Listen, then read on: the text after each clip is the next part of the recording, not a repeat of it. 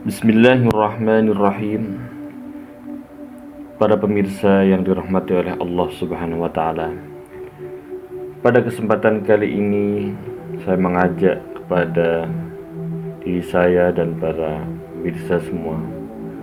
Marilah kita mentadabburi firman Allah Subhanahu wa taala pada surah Ali Imran ayat 190 dan 191. Pada dua ayat ini Allah menjelaskan siapa saja orang yang berakal, atau dalam istilah dalam Al-Quran sering disebut sebagai ulul albab, yang artinya adalah orang-orang yang memiliki akal. Allah berfirman, A'udzubillahi minasyaitonirrajim. Bismillahirrahmanirrahim. Inna fi khalqis samawati wal ardi wa ikhtilafil laili wan nahari laayatil liulil albab. Sesungguhnya dalam penciptaan langit dan bumi dan silih bergantinya malam dan siang terdapat tanda-tanda bagi orang-orang yang berakal. Dari ayat ini kita bisa mengambil satu kesimpulan, bahwa alam semesta ini yang diciptakan oleh Allah Subhanahu wa taala sebenarnya menjadi tanda atas kekuasaan Allah, menjadi tanda atas kemampuan Allah, menjadi tanda atas ilmunya Allah dan kekuatan Allah yang tiada batas.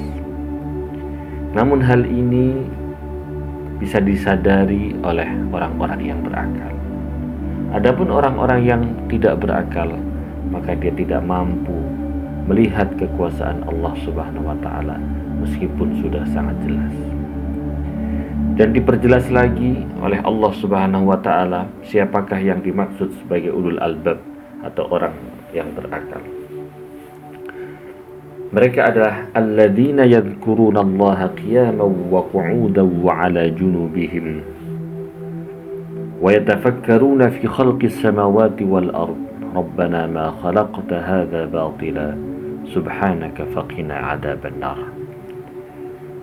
Orang-orang yang berakal adalah orang-orang yang selalu mengingat Allah Subhanahu wa taala.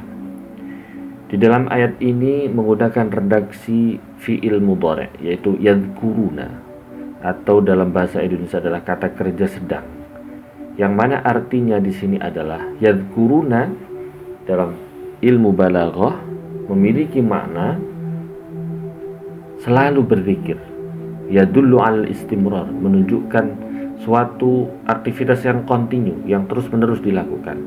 Arti tidak hanya sekali saja mengingat, tetapi dia di dalam keadaan apapun dia terus mengingat Allah. Yadhkurunallaha, selalu mengingat Allah.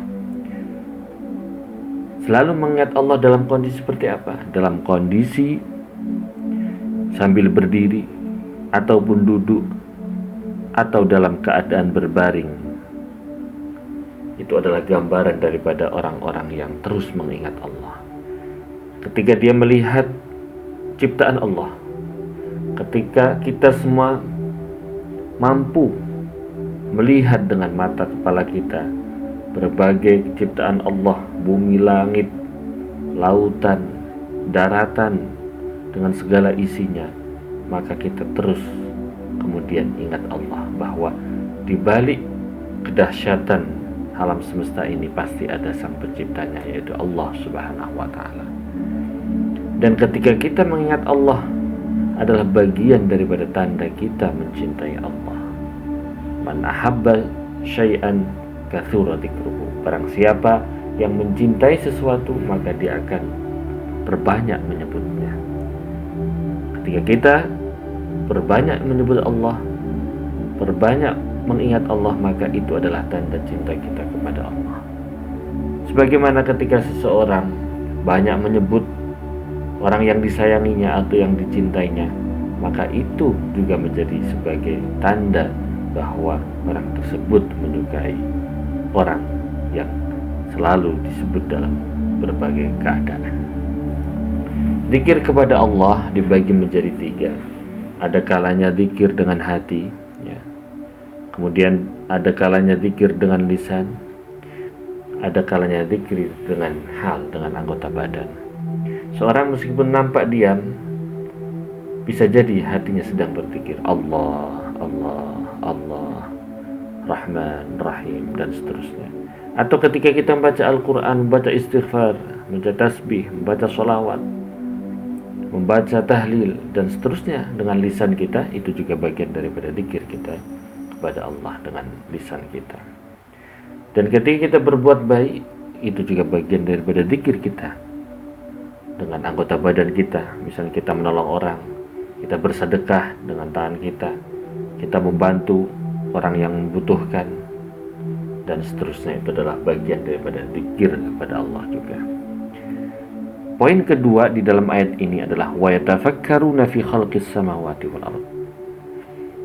Dan mereka juga memikirkan tentang penciptaan langit dan bumi. Jadi selain daripada zikir mengingat Allah, orang yang berakal itu juga adalah orang yang bertafakkur, orang yang selalu berpikir atas ciptaan Allah. Bagaimana kita memanfaatkan segala yang diciptakan Allah untuk hal-hal yang baik, yang bermanfaat bagi kita semua dan orang lain. Bukan malah sebaliknya, yaitu merusak atau melakukan hal-hal yang tidak diridhai oleh Allah Subhanahu wa ta'ala. Sebagai orang yang berakal, harus mampu menjadikan akal kita, pikiran kita semakin dekat dengan Allah Subhanahu wa ta'ala ketika kita melihat berbagai ciptaan Allah. Dengan akal kita, maka kita akan semakin menemukan tanda-tanda kekuasaan Allah. Semakin kita banyak belajar, semakin kita banyak melakukan penelitian, maka kita akan menemukan banyak kesimpulan tentang keagungan Allah, tentang ilmunya Allah yang tiada batas, dan seterusnya. Jadi ada dua hal yang penting yang harus dilakukan oleh orang yang berakal, yaitu zikir dan tafakur atau zikir dan fikir. Dari dua ayat ini kita bisa mengambil satu kesimpulan bahwa ketika kita ingin disebut sebagai golongan ulul albab atau orang-orang yang berakal, maka kita harus selalu continue atau terus-menerus di dalam zikir dan fikir. Itu saja yang bisa kita bahas sebagai bagian dari tadabbur kepada Al-Quran atau firman Allah Subhanahu wa ta'ala. Semoga bermanfaat bagi kita semua dan Allah jadikan kita sebagai ahli Quran. Amin ya rabbal alamin. Assalamualaikum warahmatullahi wabarakatuh.